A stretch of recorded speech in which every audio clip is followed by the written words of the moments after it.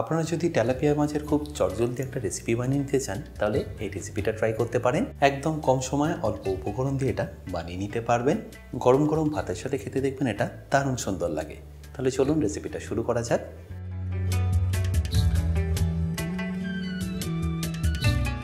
By the way, আমি chef Atanu, আপনারা দেখছেন অতনু রান্নাঘর।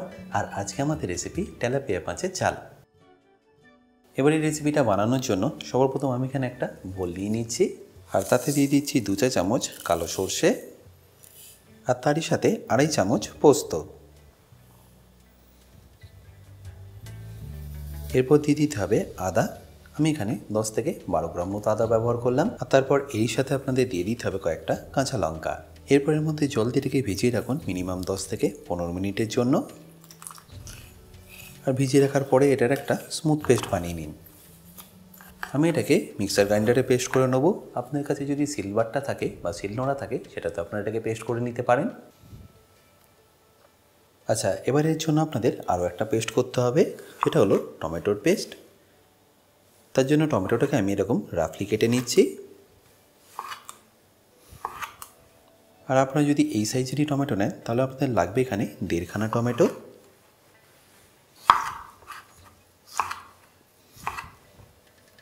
যেটাকে একটু রাফলি কেটে নিয়ে আমি ডাইরেক্টলি ভালোভাবে পেস্ট করে নিচ্ছি।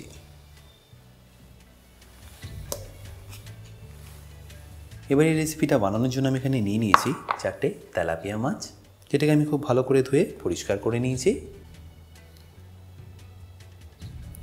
এবার এটাকে আমি ম্যারিনেট করে নেবো অল্প একটু নুন, সামান্য একটু হলুদ, ওই ধরে নিন 1 থেকে 1.5 চা চামচ মতো। তারপর সামান্য একটু সরষের তেল দিয়ে এটাকে ভালো করে একবার মাখিয়ে নেব।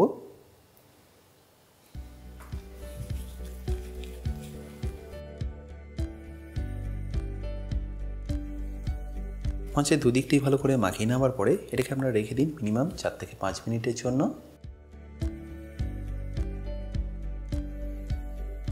আর ততক্ষণে মাছগুলোকে ভেজে নেওয়ার জন্য আমি একটা কড়াই নিয়ে গ্যাসটা অন করে নিচ্ছি।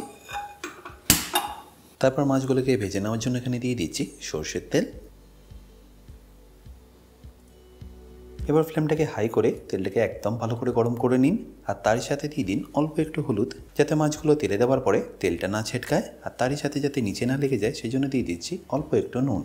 প্লাস এবার এটাকে ভালো করে মিশিয়ে নিয়ে একে একে আমি মাছগুলোকে ভেজে নেব।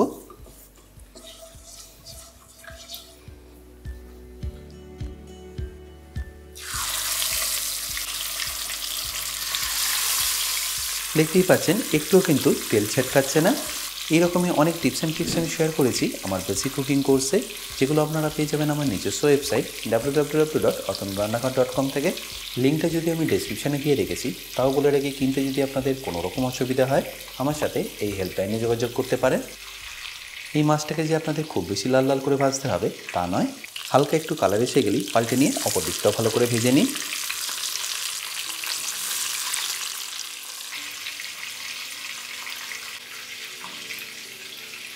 এরপর যখন দুটো দিকই ভালো করে ভাজা হয়ে যাবে আমি এটাকে তুলে নিয়ে একটা প্লেটের মধ্যে রেখে দিচ্ছি।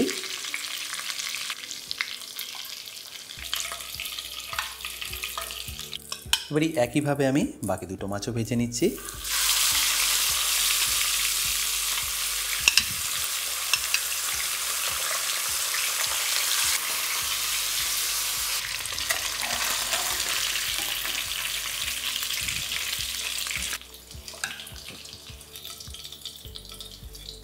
এবারে একই তেলের মধ্যে আমি দিয়ে দিচ্ছি 1 চা চামচ হলুদ গুঁড়ো। তারপর এটাকে তাড়াতাড়ি একবার ভালো করে মিশিয়ে নিয়ে দিতে হবে যে সরষের পেস্টটা করেছিলাম সেটা।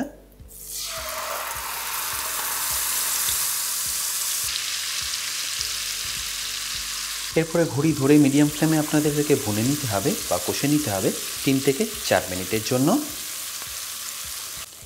তার থেকে বেশি কিন্তু আপনারা এটাকে কষবেন না, তাহলে সরষেটা কিন্তু তেতো হয়ে যাওয়ার একটা সম্ভাবনা থাকবে।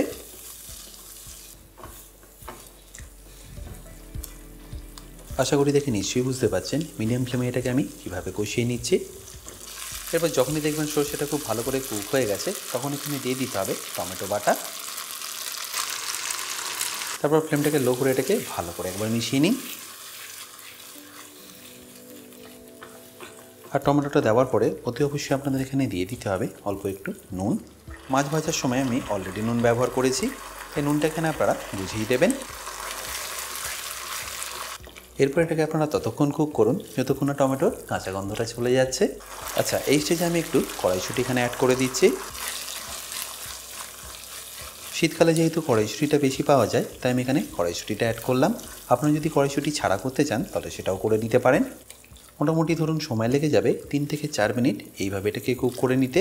তার মধ্যে দেখবেন টমেটোর কাঁচা গন্ধটা একদম চলে যাবে। মোটামুটি 3 থেকে 4 মিনিট হয়ে গেছে। এর মধ্যে টমেটোর কাঁচা গন্ধটা চলে গেছে আর সাইড থেকে দেখুন তেলটাও ছাড়া শুরু করেছে। ব্যাস এই স্টেজে আপনাদের দিয়ে দিতে হবে পরিমাণ মতো জল। তারপর এটাকে ভালো করে একবার মিশিয়ে নিন। যেহেতু এটা সেমি গ্রেভি হবে তাই এর মধ্যে আমি খুব বেশি জল দিলাম না।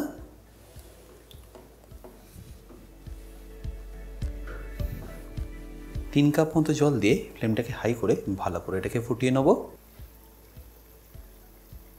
মোটামুটি 1 থেকে 1.5 মিনিট এইভাবে এটাকে ভালো করে ফুটিয়ে নিন।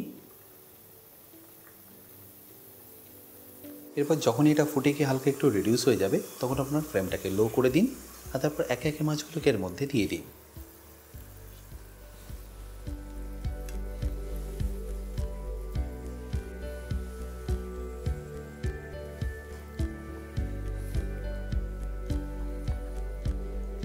আর যেটায় মাছ ভেজে রেখেছিলেন সেই তেলটাও এখানে দিয়ে দেবেন।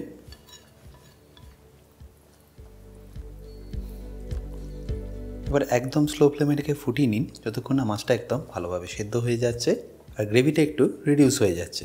মোটামুটি ধরে নিন সময় লেগে যাবে এতে আপনাদের আরও 3 থেকে 4 মিনিট।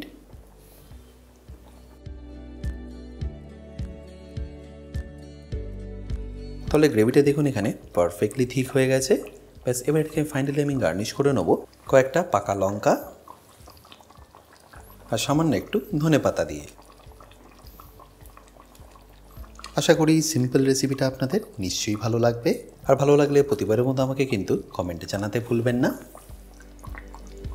আর ফাইনালি পরিবেশন করার আগে গ্যাসটাকে আপনারা বন্ধ করে এর উপরে দিয়ে দিন অল্প একটু সর্ষের তেল। ব্যাস এবার এটাকে গরম গরম ভাতের সাথে পরিবেশন করুন।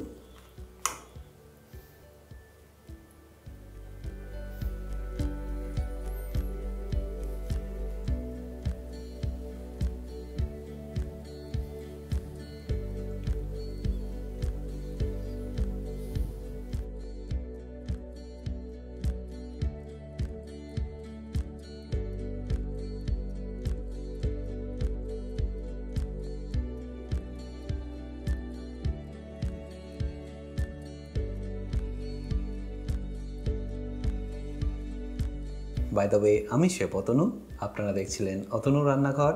দেখা হচ্ছে আপনাদের সাথে আর একটা নতুন রেসিপি নিয়ে নেক্সট এপিসোডে। ভালো থাকবেন, সুস্থ থাকবেন।